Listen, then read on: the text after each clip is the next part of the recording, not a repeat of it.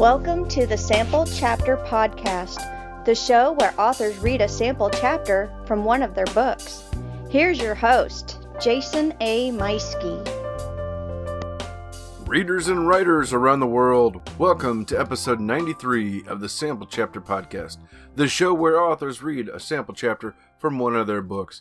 Hey, be sure to follow the show on all our social media platforms. We are on Facebook and Twitter, as well as having a growing audience on YouTube, which has been really cool to be on. You can see what the book cover is as you listen to the episode, so that's a really cool thing.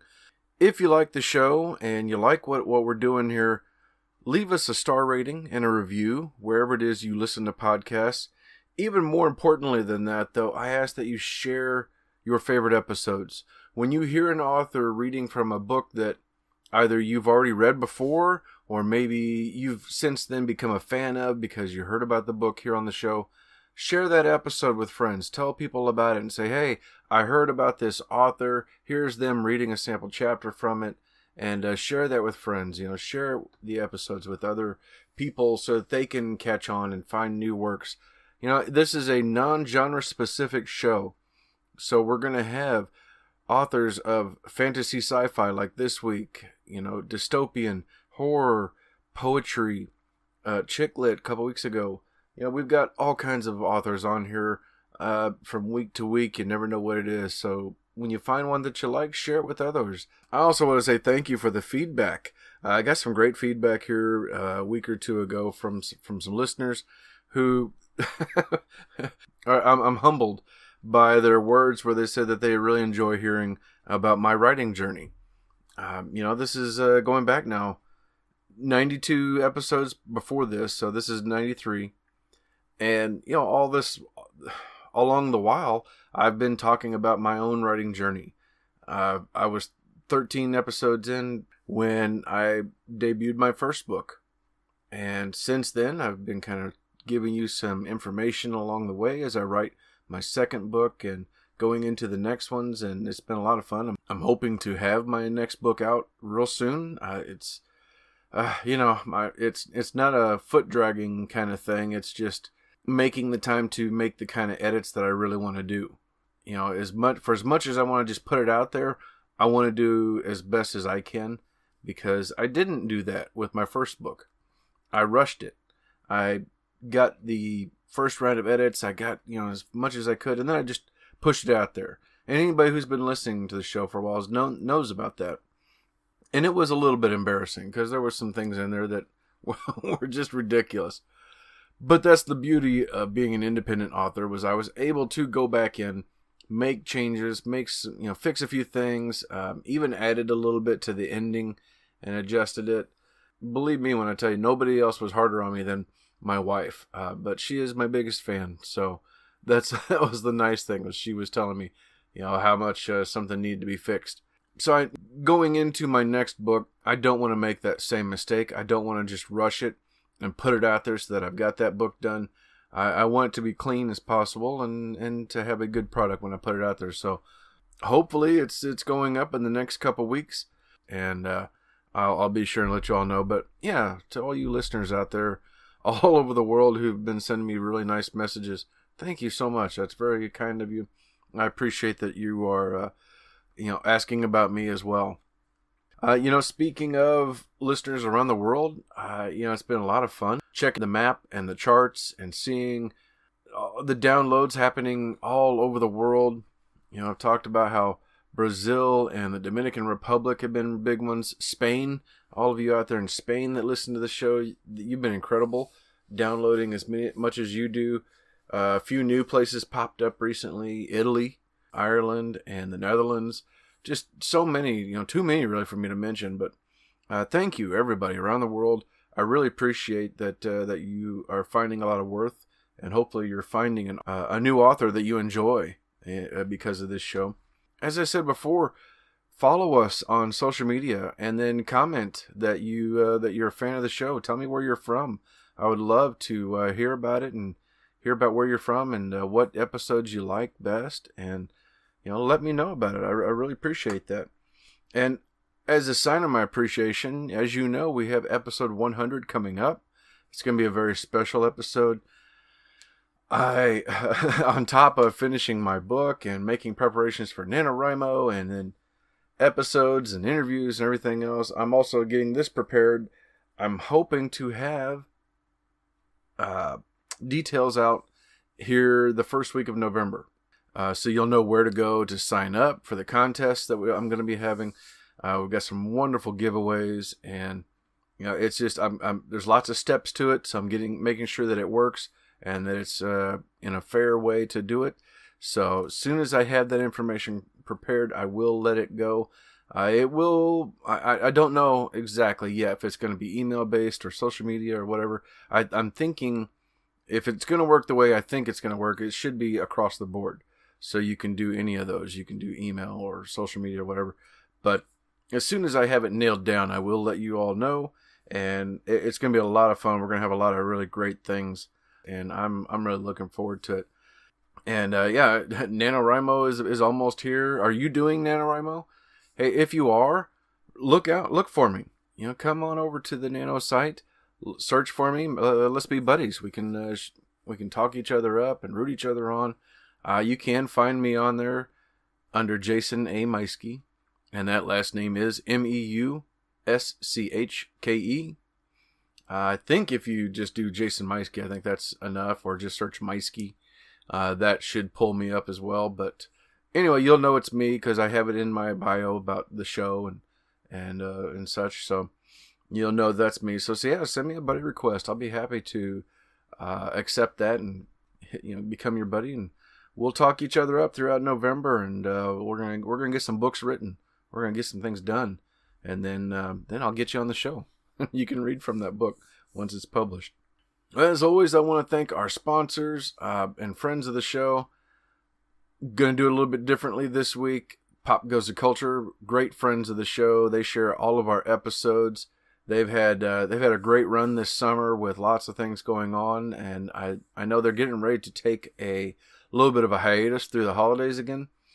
So their flagship show, Pop Goes the Culture, I think is one of them that's taking a break, along with one of my other favorite ones, the Alamo Draft House. I think they have one more episode, and then they're going to be taking a break.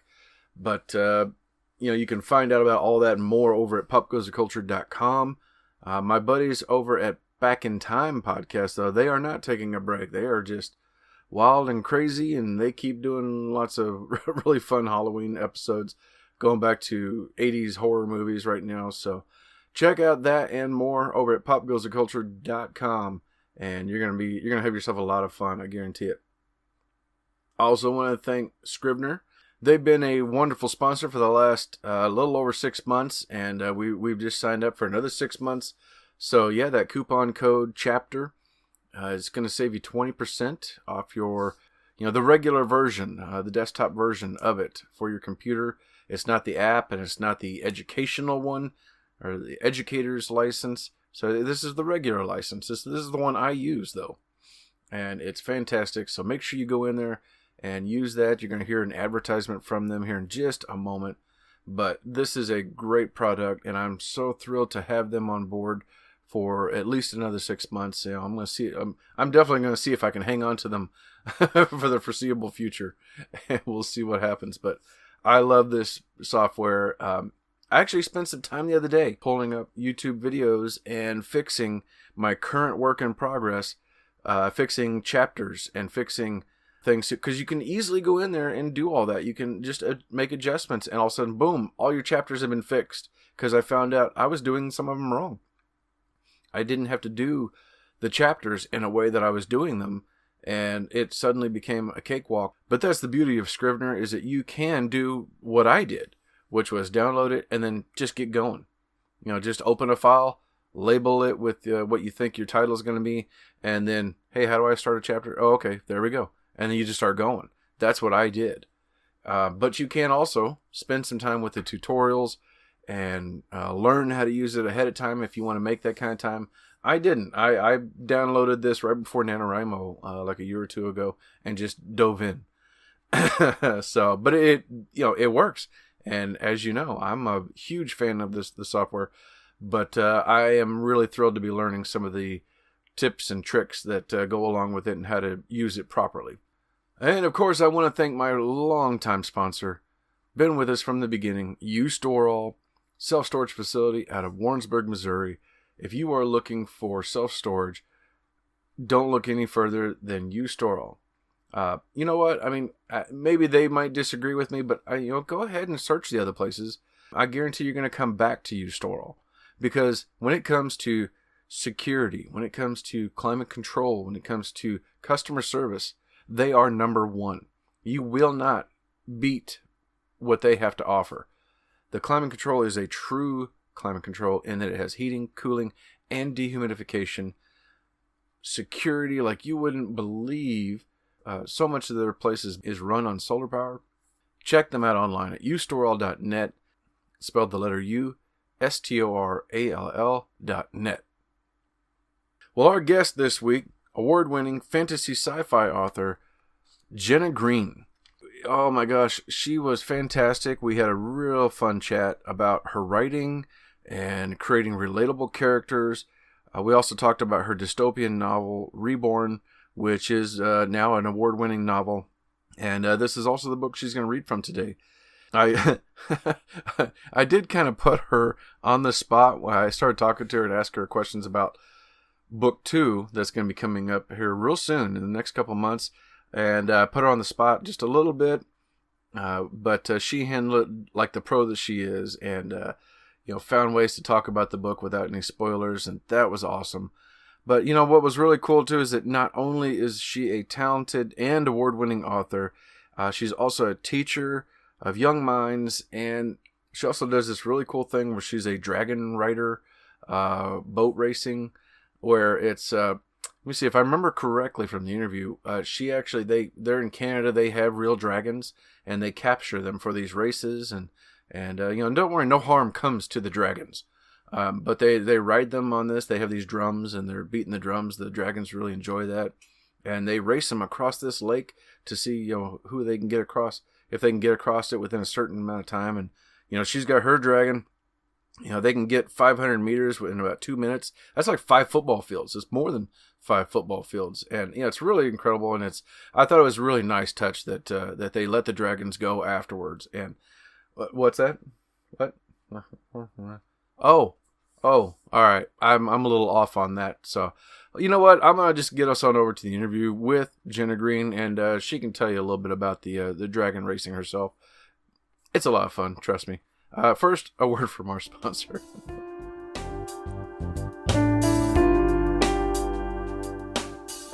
Jason here. Hey, I wanted to take a moment and tell you about my favorite writing tool, Scrivener. Now, I know you've heard about Scrivener because their writing software has been embraced by hundreds of thousands of other writers like you and I, from the novice to best-selling novelists. The reason we all use it is because of Scrivener's core concept to bring all the writing tools you use together in a single application. And with tools like automatic backup, character maps, project goals, and let's not forget that amazing corkboard, you can see why I use Scrivener every day. As a bonus for Sample Chapter Podcast listeners, use code CHAPTER for 20% off your desktop version. Scrivener writing software, built by writers for writers. Hello, my friends. Welcome to the Sample Chapter Podcast. Hey, it seems like I have become I don't know, maybe I'm an adopted son of my friends up in Canada, because there's been a lot of very talented authors in Canada that I've had the privilege of bringing onto the show and getting to talk with them, and this week is no exception. We have acclaimed young adult fantasy author Jenna Greene with us. She is the author of such books as Imagine and the recent award-winning Reborn book. Jenna, welcome to the show. Thank you so much for having me. I'm so happy to have you here. Go ahead and give us a little bit of your background. Oh, I live in Lethbridge, Alberta, and I'm a teacher. Spent 11, 12 years in middle school, and now I shifted to the really, really little ones, the little six-year-olds, and so trying to teach them how to read and hopefully by the end of the year, I'll be able to see all that wonderful progress. It's a new age group for me, but I'm really excited. In my free time, I dance, I write, and I coach and paddle dragon boats, if anyone knows what that is. I saw that on there, and I wanted to ask because you never know. When you're reading somebody's bio, it's like, okay, wait a minute, is this a real thing? Is this something somebody throws in? Because I also see you're a semi-professional napper, which I can totally relate. We're gonna have to share. We're gonna have to share notes on that. So That's partially a joke and partially just true. Yeah. Well, tell us about the dragon boat. What is that for people who don't know, like myself? Think of it as a really, really, really long, narrow canoe. You have 20 paddlers, a steersperson at the back, and a drummer. And you race 500 meters, or sometimes you do 1,000 meters. You have to work as a team to get all the way down the lake. It's huge around the world because it's a really pure team sport. You really have to have a big team that's all working together, otherwise you're never going to get anywhere. Wow. Okay. Yeah. So I've seen this before. I guess I just never knew that that's what it was called. And it's an amazing sport that out there with the drums and moving like that as a team. That's incredible. Yeah, I've been doing it for 17 years. Yeah, and I really love it. Wow. Now, and you really get moving in that boat. Do you know like how fast you go? We can do 500 meters in just over 2 minutes. Oh my gosh. Oh wow. All right. Unless we've spent too much time in the beer tent, and then it's like, 5, 6, 7 minutes. Oh my goodness. Oh wow. Okay, well that's pretty awesome though.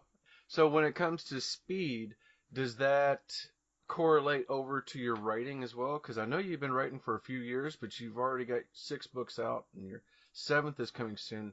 How do you do with your writing? I write very differently than a lot of people. I have a really busy life. I have a 3-year-old daughter. I'm a teacher, which has a lot of take-home work. I'm in a lot of activities and things. So I can never, I don't have time to sit down for 5 hours and write. I don't even know if I could. I'd get a little bit restless. But, I'll daydream for a few days and figure out what's going to happen in the next chapter, the next scene. And then I'll find an hour or even 45 minutes, and I'll come out pretty fast because I've spent, a while thinking about it in my head.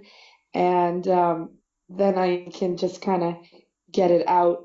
I have summers off, so that helps. I can usually get a large chunk of work done in the summer.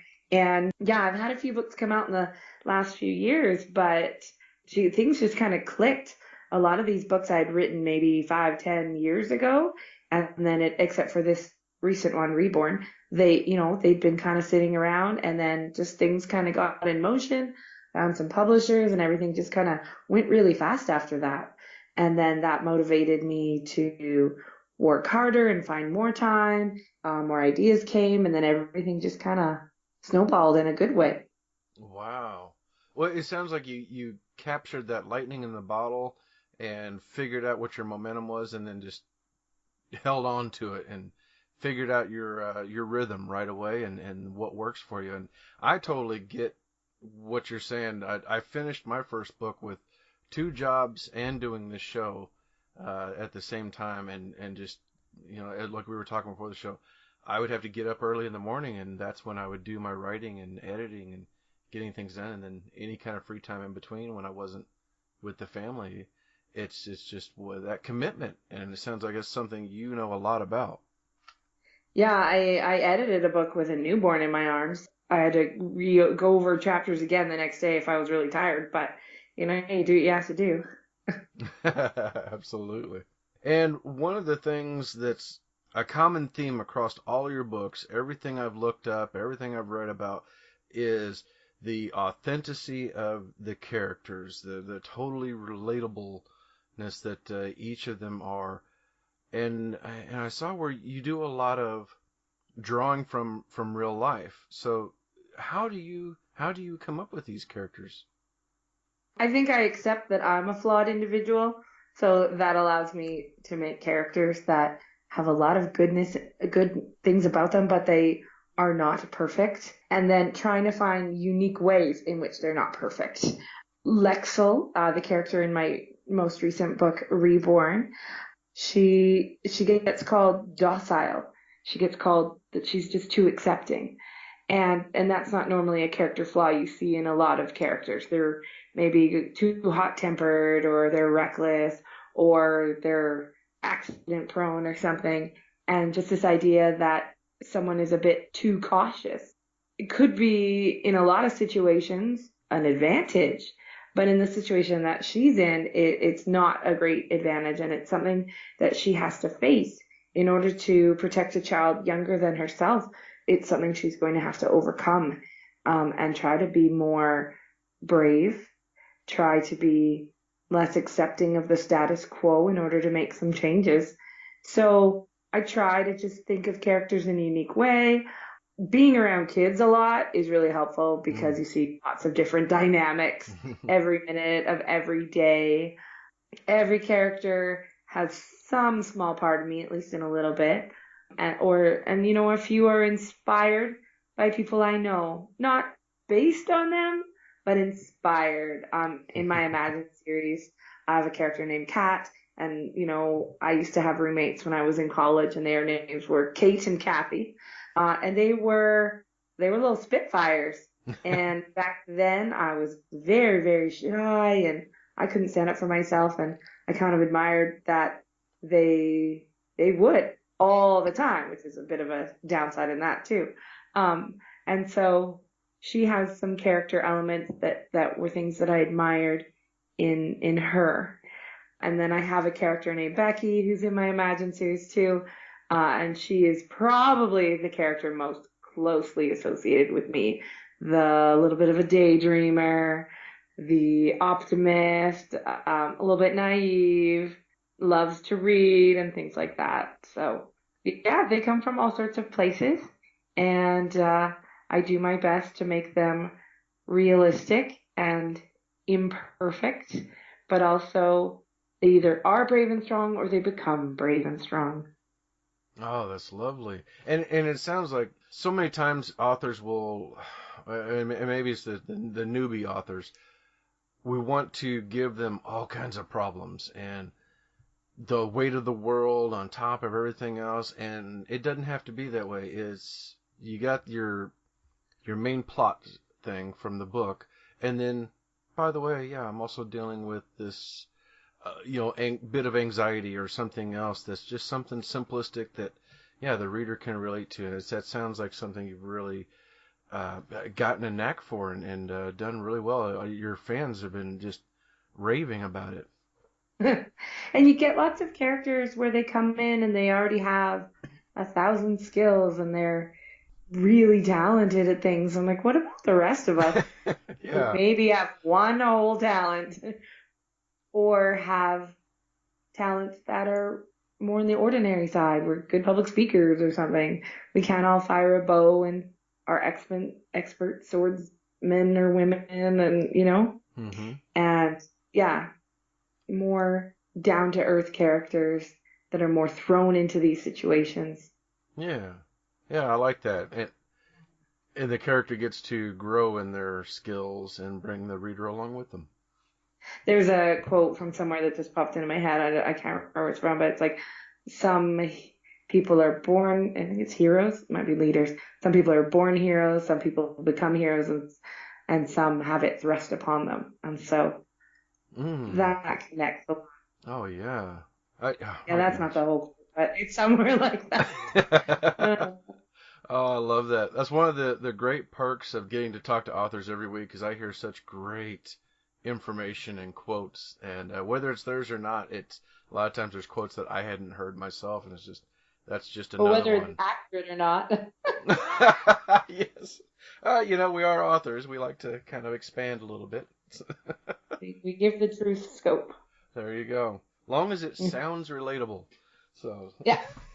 Surely somebody somewhere can go, oh yeah, okay, yeah, I see it. Yeah. Oh my goodness. Well, tell us about Reborn and this winner of the Moonbeam Award Gold category for fantasy and science fiction. This is awesome. Tell us about the book. So it's a young adult dystopian fantasy. And in the society, anyone that has these marks on their skin, they're said to have been reborn, which means that they have lived previous lives. And in this society, the people that do not have those marks on their skin, that do not have this previous life or maybe previous lives, they're at a disadvantage. So, they have reborns, people with the marks on their skins, be slaves for them to kind of even the playing field. Many people in this society have those marks appear when they're younger, but our main character, Lexel, is 16 when they appear, and she's sold into slavery, and she's sold by her brother, and kind of thrust into this at a late stage where she didn't grow up knowing this would happen to her. It was something that was rather a shock. And but she goes along with it because that's just how the world is, and she deals with all these emotions as she's going through this process of entering slavery and losing all her freedoms. But then she meets a little girl named Sierra, and Sierra's 5. Sierra's struggling a lot more with this whole slavery thing. And then an event occurs, and Sierra is put in danger, pretty extreme danger, and Lexel has to step up and save this little girl from a horrible fate. And so, with the help of another character named Finn, they have to escape slavery and flee through the wastelands and try to deal with just living on their own and escaping and trying to see if they can make it to somewhere safe. Oh my goodness. And I'm sorry, how old did you say Lexel was? Lexel is 16. 16. That's our main character, yeah. Wow, but still, I mean, that's just barely out of, childhood, and she's dealing with, the loss of family and then taking care of this other one. Wow, this is really something. Well, it is a dystopian, so that's true. I don't usually start off super chipper. This is true. That's one of the things I always laugh about is how easily we today forget of, I don't know, maybe just 100 years ago. If you're 16, you're ready to be married off, or you're ready to go off to war or go to work or do something else. And now it's like, oh no, 16, you need to go play. The book just came out earlier this year. It looks to me like, reading online, it's doing really, really well. Of course, with the awards and everything, fans have been going on about it. And you said that you're working on book 2 right now.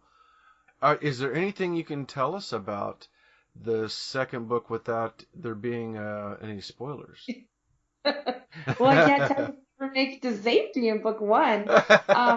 But I can tell you that there's a really big undercurrent throughout the whole series, because there will eventually be a third, about slavery, about prejudice, about whether reborn is a real thing.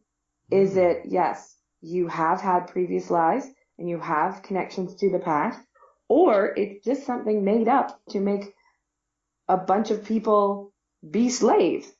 And so in the second book, it goes a lot further into whether or not there is something to this being reborn, having to go back and figure out how to stop this process of, putting people in slavery just because they have marks on their skin. And then, of course, we got to lead into the third book, so something's going to happen. Wow. I love it. And I know what it is, but I ain't telling anyone. Oh, my goodness. But this is great, though. The overarching storyline with the underlying themes that's going to continue on. This is fantastic. There's so many things with this that's prevalent with today's political or social climate, however you want to put it, that can relate to this. This is a very timely book, I guess you could say, too. That's the power of dystopian. right? They Mm-hmm. can connect to what's going on in the real world. I mean, look at The Handmaid's Tale and the power that that had, Yeah. right? And that book came out 30 years ago, but the themes are there about power and abuse of power and labeling people, and the themes are universal. So it just connects so well. Absolutely. Oh my goodness. I cannot wait to dive into this myself. This is really really cool. So now, where did this? Do you know? Do you remember the like that moment where it kind of came to you, the idea for this? I actually do, and I usually don't, but I do. I was at a writers' conference in Calgary. It's called When Words Collide. And, so when you're around other writers and you're talking about writers, the creative juices just kind of are amped up a little bit. And I think I was waiting for a session and I was on my phone and there was a meme about gingers. You know how they always have the jokes about the redheads? Yeah. And I have a friend who's a redhead. I was like, I love her. And then I was like, how would I feel if I had red hair and everyone made fun of me all the time? And I don't, but I have a lot of freckles and I hate them. And then it just kind of went there. That's the connection to the marks on the skin. And then not when I wrote it, but when I was editing it, I went, oh gosh, I know exactly where the rest of this mythology came from about being reborn in previous lives and connections to the past. And again, did not see it at the time because I don't know, I'm crazy. But I wrote half the book when my mom was sick with cancer. And there was a pause in the middle, and then I wrote the second half after she passed away. Oh. And so there's a lot of really powerful emotions in it that may or may not have been possible to achieve had I not been going through that.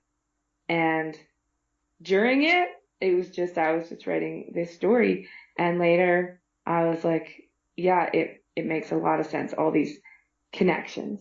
Mm-hmm. And it kind of made me kind of hopeful in a way. And I'll have to let you read the book to figure out why, but Mm-hmm. yeah. Yeah. Yeah. So I can see where so many people are talking about the feeling of true emotions and the all that coming through when they read it. So I can see why now. That's really powerful. Yeah. Yeah, Mm. and I didn't know it at the time, but Oh that's man. writing.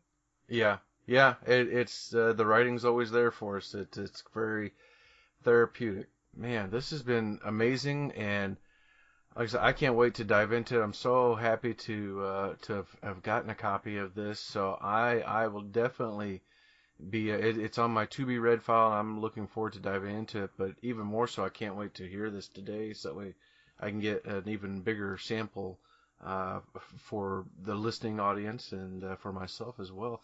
Thank you so much for coming on the show and Thank talking you. with us for a few minutes. I mean, this has been a lot of fun for me, and I just love being able to meet new authors from all over the place. And it's this is a I don't want to say, I almost said charming, but that's not quite right. This Quirky? sounds, pardon? Quirky?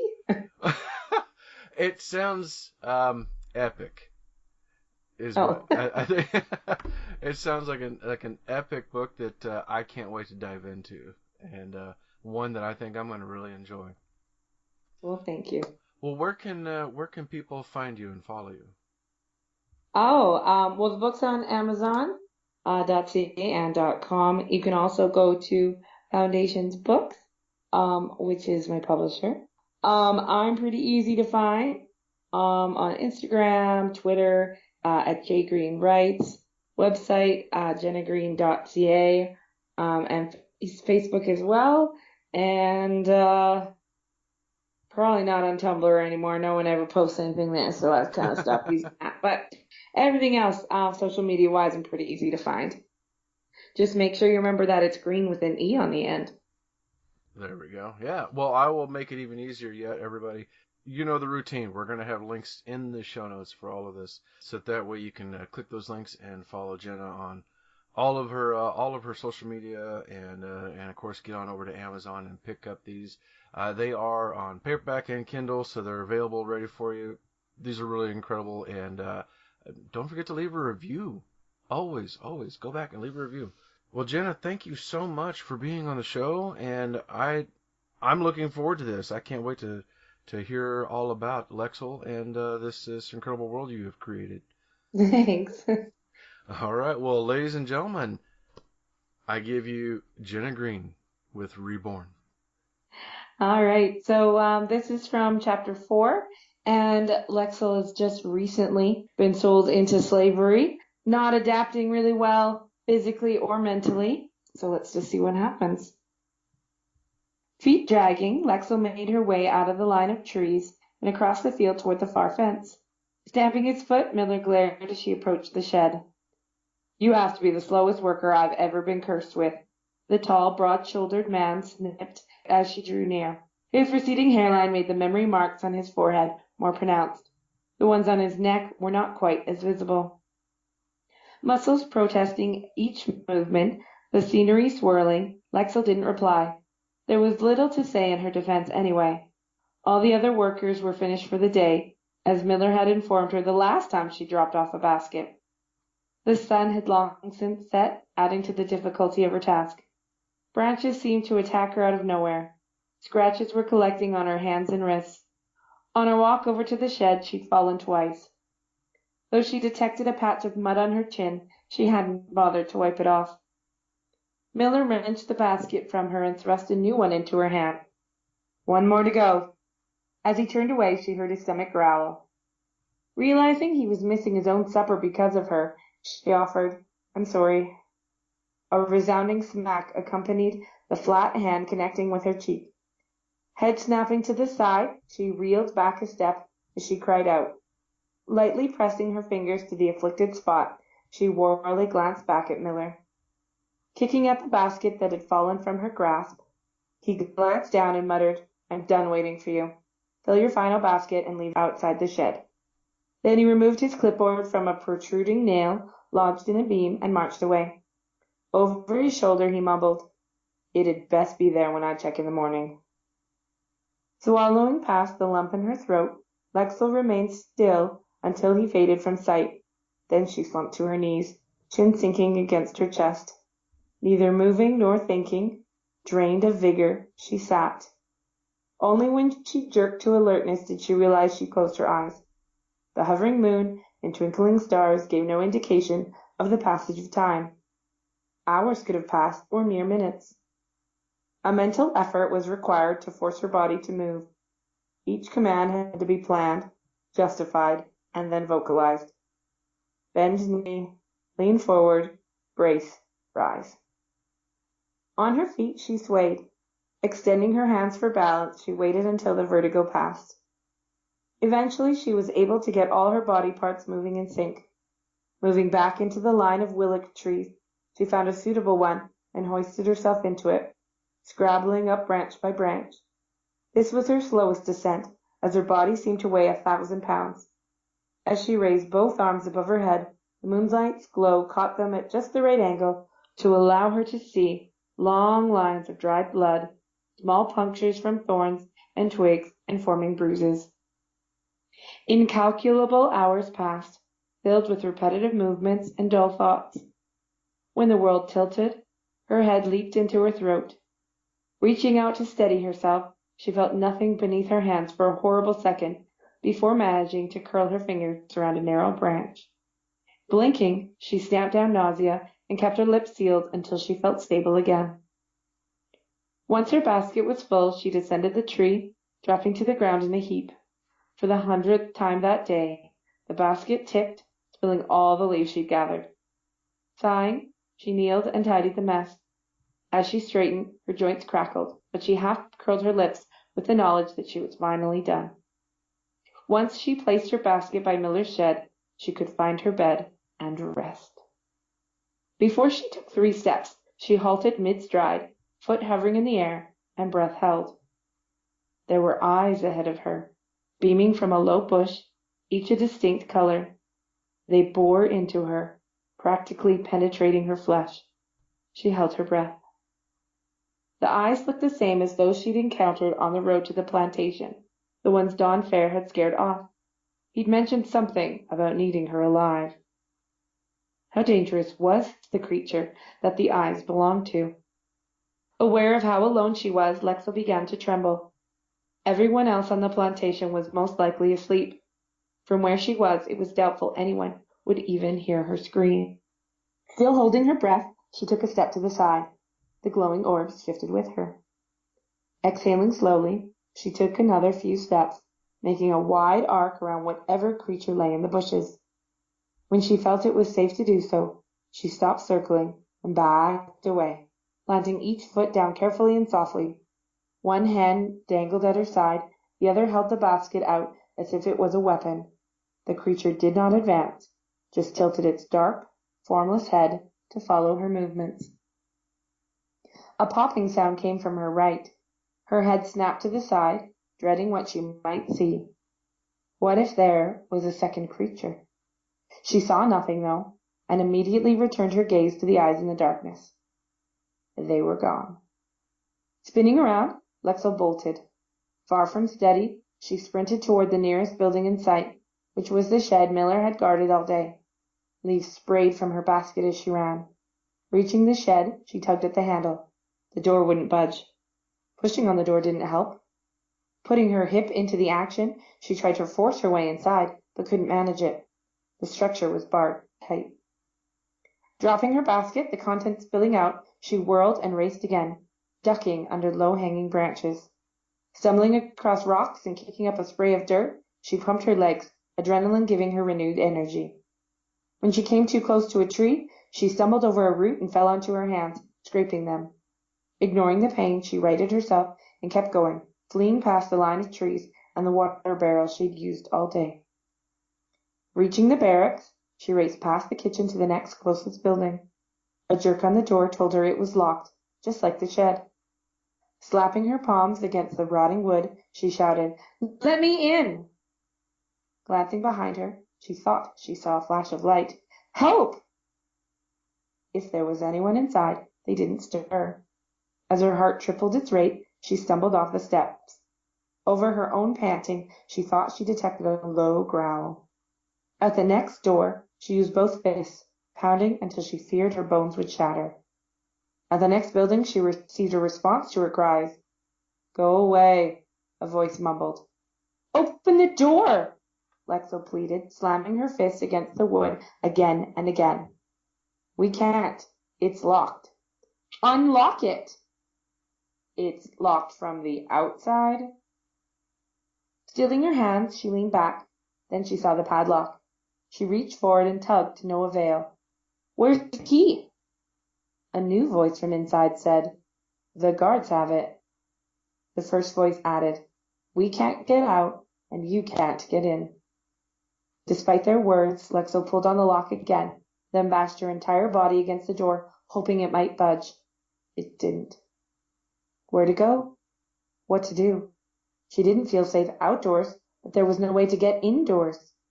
As she whirled, arms held far from her body, she imagined 1,000 eyes, and heard growling all around her. The shadows filled with threats. Haunting whispers drifted to her ears. She bolted, heedless of direction, legs unsteady. Upper body tilting forward, she barely managed to stay on her feet. Racing around buildings, she panted and sobbed. When she heard footsteps pursuing her, she darted to the left and tripped over a pile of firewood. She rolled over the pile, crawled until she could regain her footing, and then ran anew. As she came around a corner of another building, she collided with a dark figure.